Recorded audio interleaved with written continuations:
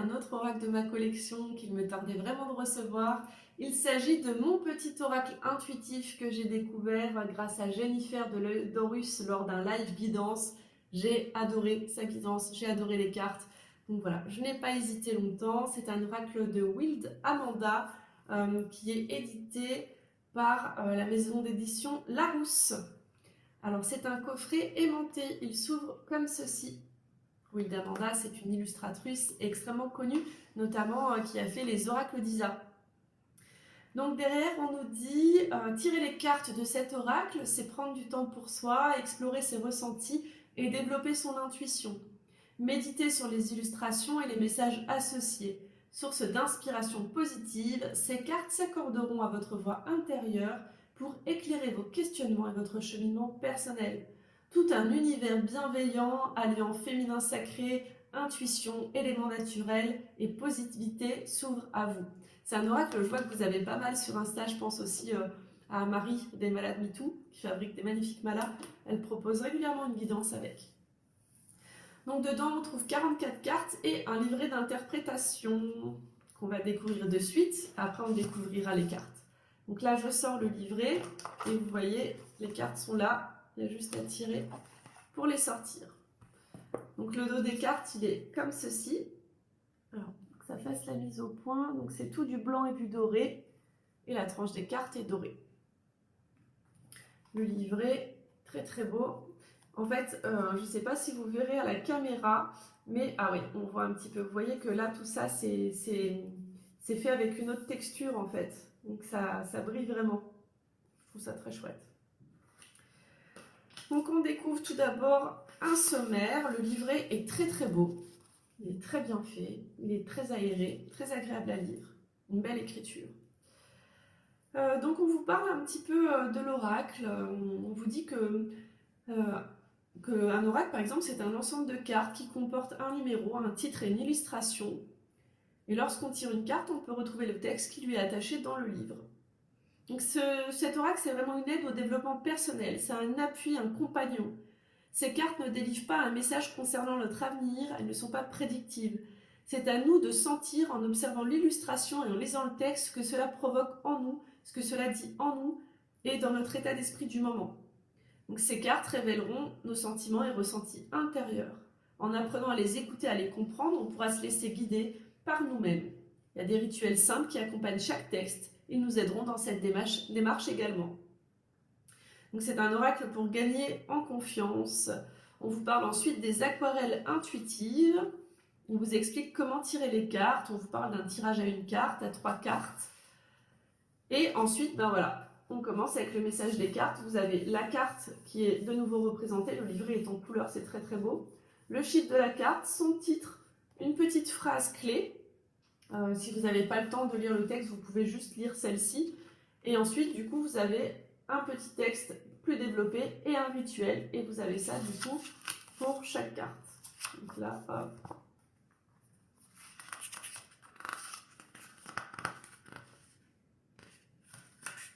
Voilà, c'est toujours sur une double page. Maintenant, je vais vous montrer les cartes. Donc à chaque fois, vous avez le petit, il y a un petit bord qui est fait, qui est assez sympa. Vous avez la carte avec, oh, il y en a qui sont collées. La carte avec son titre et son numéro. Donc je trouve qu'on peut déjà bien faire intuitivement rien qu'avec le mot-clé. Et les illustrations sont vraiment de toute beauté, tout en laissant pas mal de blanc sur la carte, ce qui fait qu'on peut vraiment profiter au maximum de l'illustration. Je trouve vraiment super quand je veux faire une petite guidance sans avoir trop de texte à lire. Par contre, je me rends compte que j'ai encore plein de cartes collées. Vous savez, les petites cartes qui sont collées à celles d'avant, j'adore les décoller. Je suis vraiment super contente d'avoir ce jeu dans ma collection.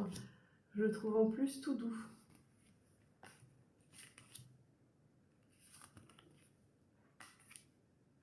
J'ai hâte de savoir quelle va être notre guidance.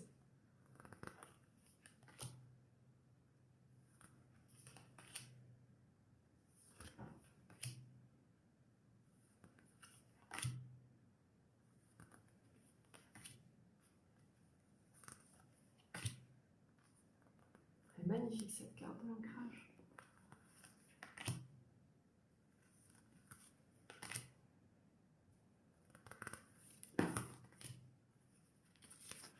Carte du lâcher prise qui est parti. C'est un message qui ressort souvent en ce moment, en plus le lâcher prise.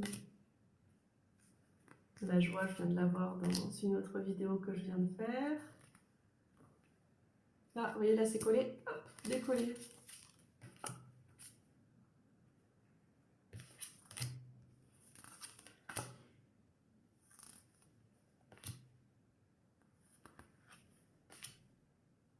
Je suis sûre que ce jeu vous plaît. Je ne sais pas pourquoi, je trouve que c'est vraiment une valeur sûre.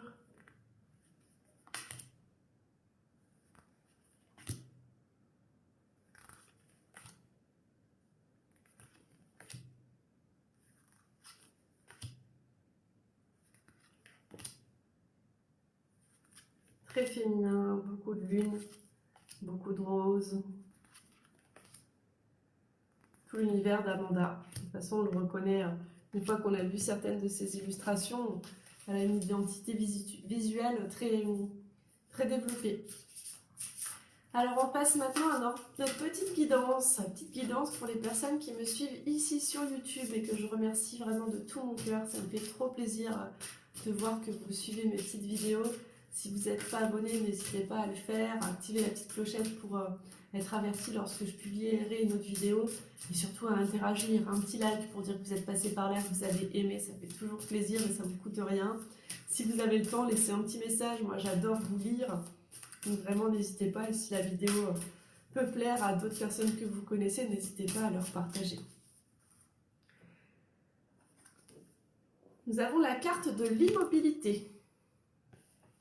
Alors déjà, avant de se référer au livret, on peut se demander qu'est-ce que cette carte nous évoque au niveau du dessin, mais peut-être aussi au niveau du mot-clé.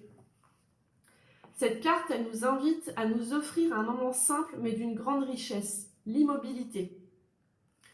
Dans notre culture, être immobile est souvent perçu comme quelque chose de négatif et contre-productif. Cela est parfois même assimilé à de la paresse. Mais nous accorder quelques heures où on ne fait rien de spécial, où on se repose, c'est pas procrastiner. Au contraire, cela nous permet de nous reposer et de reposer notre esprit, d'y faire de la place afin que de nouvelles idées émergent. Faites l'expérience de l'immobilité. Il est grand temps de retrouver notre calme et d'oublier le bruit du monde pour mieux écouter notre voix intérieure. Petit rituel, donc on vous dit essaye de prendre quelques minutes par jour pour méditer. 10 minutes quotidiennes suffiront à calmer notre esprit, à nous reconnecter à notre corps. Au fil du temps, nous verrons que l'anxiété et le stress diminueront. On peut se prêter à l'exercice en écoutant une musique douce, en s'aidant d'une méditation guidée disponible sur Internet ou d'une application dédiée. Et s'il y a du bruit autour de nous, une télévision lointaine, des voisins ou autres, on pourra même en faire un allié. On se focalisera sur ces sons du moment présent en les incluant à notre méditation. Et ben voilà, vous savez ce qu'il vous reste à faire. Alors il vaut mieux méditer régulièrement et pas longtemps qu'essayer de méditer très longtemps et se décourager. Ça c'est le petit conseil. En attendant la prochaine vidéo, prenez bien soin de vous. Namasté.